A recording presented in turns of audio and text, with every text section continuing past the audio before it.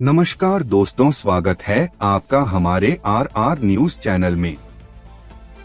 आज तारीख है 2 अगस्त, दिन है शुक्रवार। आज श्रावण माह की कृष्ण पक्ष की चतुर्दशी तिथि है। आइए बात कर लेते हैं आज की हेडलाइंस की। SC/ST एक्ट आरक्षण में उप श्रेणियों को मंजूरी। उत्तराखंड में भारी बारिश से तबाही, कई इलाकों में बाढ़ और मकान ढहे। पेरिस ओलंपिक में भारत को मिला तीसरा पदक। श्री कृष्ण जन्मभूमि विवाद पर 12 को होगी सुनवाई। वायनाड में भूस्खलन से भारी तबाही, 276 लोगों की मौत। पंचायतों और निकाय चुनावों में हरियाणा में BCB को मिलेगा आरक्षण। आतंकवाद और साइबर सुरक्षा पर भारत वियतनाम का समझौता। जम्मू के राजौरी में आतंकी ठिकाना ध्वस्त, भारी मात्रा में हथियार बरामद। PGI रोहतक का नर्सिंग स्टाफ आज सामूहिक अवकाश पर। खेल मंत्री ने पदक विजेता सरबजोत को किया सम्मानित। जजपा विधानसभा चुनाव के लिए नई रणनीति पर चर्चा में जुटी। सोनीपत विधायक सुरेंद्र पवार को अंबाला में 14 दिन की न्यायिक हिरासत। पंचायतों को राज्य फंड से 21 लाख रुपए तक के काम करने की अनुमति। हरियाणा ग्रुप C की परीक्षा भर्तियों की तिथि घोषित। दीपेंद्र हुड्डा ने BCA के लिए आरक्षित सीटों की मांग। सुप्रीम कोर्ट ने SC/ST आरक्षण में अधिक पिछड़े वर्गों को अलग कोटा देने की मंजूरी दी है। कोर्ट ने 2004 के फैसले को पलटते हुए कहा कि राज्यों को उप श्रेणियों में वर्गीकृत करने का अधिकार है। सुप्रीम कोर्ट ने BR अम्बेडकर के भाषण का हवाला देते हुए कहा कि पिछड़े समुदायों को प्राथमिकता देना राज्यों का कर्तव्य है और इसे अनुच्छेद 14 का उल्लंघन नहीं माना जाएगा। उत्तराखंड में भारी बारिश से कई मकान ढह गए और सड़कों के बहने से बाढ़ की स्थिति उत्पन्न हो गई। अब तक 11 लोगों की मौत हो चुकी है। केदारनाथ में बादल फटने से 700 से ज़्यादा श्रद्धालु फंसे हुए हैं, जिन्हें रेस्क्यू किया जा रहा है। NDRF ने भी 1000 तीर्थयात्रियों को सुरक्षित निकाला है। भारतीय निशानेबाजों ने पेरिस ओलंपिक में ऐतिहासिक प्रदर्शन करते हुए पहली बार 3 पदक जीते हैं।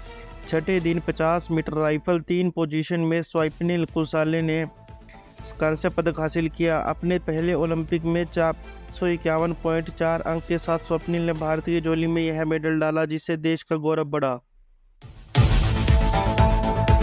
इलाहाबाद हाई कोर्ट ने मथुरा की श्री कृष्ण जन्मभूमि शाही ईदगाह मस्जिद विवाद को सुनवाई योग्य मानते हुए हिंदू पक्षकारों को सभी 15 सिविल वादों का पोषणीय घोषित किया। मुस्लिम पक्ष की 5 आपत्तियां खारिज की गई। हाई कोर्ट 12 अगस्त से सभी मुकदमों का एक साथ ट्रायल शुरू करेगा। ईदगाह कमेटी इस फैसले को सुप्रीम कोर्ट में चुनौती देगी। केरल के वायनाड में भूस्खलन से हुई आपदा में अब तक 276 लोगों की मौत की पुष्टि हो चुकी है। 200 से ज़्यादा लोग लापता हैं, जिनकी तलाश जारी है, लेकिन लगातार बारिश से बचाव कार्य में मुश्किलें बढ़ गई हैं। प्रशासन और राहत टीम द्वारा युद्ध स्तर पर राहत और बचाव कार्य किया जा रहा है। हरियाणा पिछड़ा आयोग ने BCB श्रेणी के को शहरी निकाय और पंचायती राज संस्थाओं में आरक्षण देने की सिफारिश की है। आयोग की रिपोर्ट के अनुसार आरक्षण से BCB को अधिक प्रतिनिधित्व और भागीदारी मिलेगी। मुख्यमंत्री नायब सैनी ने कहा कि सरकार रिपोर्ट का अध्ययन कर BCB श्रेणी को जल्द लाभ दिलाने का उचित कदम उठाएगी। प्रधानमंत्री नरेंद्र मोदी ने घोषणा की कि भारत और वियतनाम ने आतंकवाद और साइबर सुरक्षा से निपटने के लिए सहयोग को मजबूत करने का फैसला किया है। मोदी ने कहा कि विकसित भारत 2047 और वियतनाम के विजन 2045 ने दोनों देशों में विकास को गति दी है, जिससे आपसी सहयोग में के नए क्षेत्र खुल रहे हैं। इसके लिए एक नई कार्य योजना अपनाई गई है।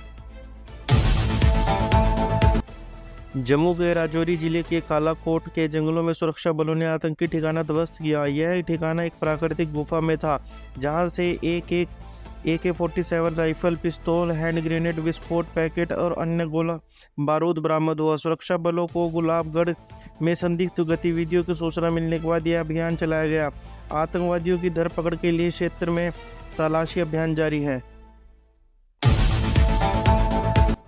रोहतक PGI के सभी नर्सिंग स्टाफ ने आज सामूहिक अवकाश पर जाने का निर्णय लिया है, जिसके कारण वार्ड में भर्ती मरीजों को समस्याओं का सामना करना पड़ेगा। नर्सिंग एसोसिएशन ने सरकार से अपनी मांगों पर आश्वासन न मिलने पर विरोध जताने की बात की है।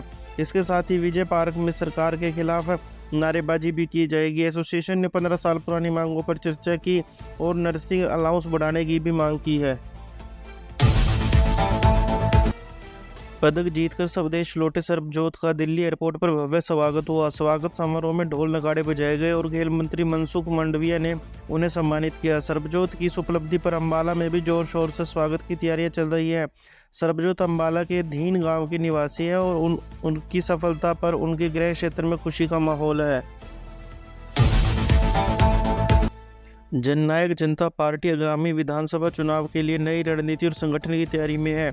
लोकसभा चुनाव में खराब प्रदर्शन के बाद जसपा ने सभी जिला इलाकाइयों और समितियों को भंग कर दिया था। शुक्रवार को दिल्ली में पार्टी के प्रमुख अजय चौटाला और अन्य पदाधिकारियों की बैठक में नए संगठन और रणनीति पर अंतिम निर्णय होगा। पार्टी 5 जुलाई से हर जिले में कार्यकर्ता सम्मेलन आयोजित कर रही है और चुनाव के लिए मजबूत दावेदारों की पहचान कर रही है। अंबाला शहर स्थित न्यायालय में सोनीपत के विधायक सुरेंद्र पवार को वीरवार को पेश किया गया। परिवर्तन निदेशालय ईडी ने विधायक को 2 दिन के रिमांड पर लेने की अर्जी दी, जिसे कोर्ट ने खारिज कर दिया। विधायक को 14 दिन की न्यायिक हिरासत में अंबाला की सेंट्रल जेल भेजा गया। ईडी ने आरोप लगाया कि पवार ने अपनी कंपनी के माध्यम से माइनिंग कंपनियों को लाभ पहुंचाया है। राज्य की ग्राम पंचायतों को अब राज्य फंड से 21 लाख रुपए तक के विकास कार्य करवाने की अनुमति मिल गई है। विकास एवं पंचायत विभाग ने इस संबंध में अधिसूचना जारी कर दी है। सीएम नायब सैनी की घोषणा के अनुसार इससे स्थानीय सरकारों को मजबूती मिलेगी और गांवों में विकास कार्यों में तेजी आएगी। इससे पहले भी पंचायतों को बिना टेंडर प्रक्रिया के 21 लाख रुपए तक के काम कराने की अनुमति दी गई थी। हरियाणा कर्मचारी चयन आयोग ने ग्रुप सी की परीक्षाओं की तिथि की घोषणा कर दी है। ग्रुप ए की परीक्षा 7 अगस्त को और ग्रुप 2 की परीक्षा 8 अगस्त को होगी। दोनों शाम की शिफ्ट में पंचकुला में आयोजित की जाएगी। ग्रुप 56 और 57 की परीक्षाएं 10 और 11 अगस्त को होगी। आयोग के चेयरमैन हिम्मत सिंह ने कहा कि शॉर्ट लिस्ट उम्मीदवारों की सूची आयोग की वेबसाइट पर उपलब्ध है और सभी भर्तियों को पारदर्शिता के साथ पूरा किया जाएगा। सांसद दीपेंद्र हुड्डा ने संसद में अति पिछड़ा वर्ग बीसीए के लिए लोकसभा और विधानसभा निर्वाचन क्षेत्रों में सीटें आरक्षण की मांग की है। उन्होंने कहा कि जातिगत गणना के आधार पर परिसीमन के बाद बीसीए को कुछ सीटें आरक्षित की जानी चाहिए, जैसे एसटी और एससी के लिए एक भी की जाती है। हुड्डा ने यह भी कहा कि इससे बीसीए की लोकतांत्रिक सहभागिता बढ़ेगी और उचित प्रतिनिधित्व सुनिश्चित होगा।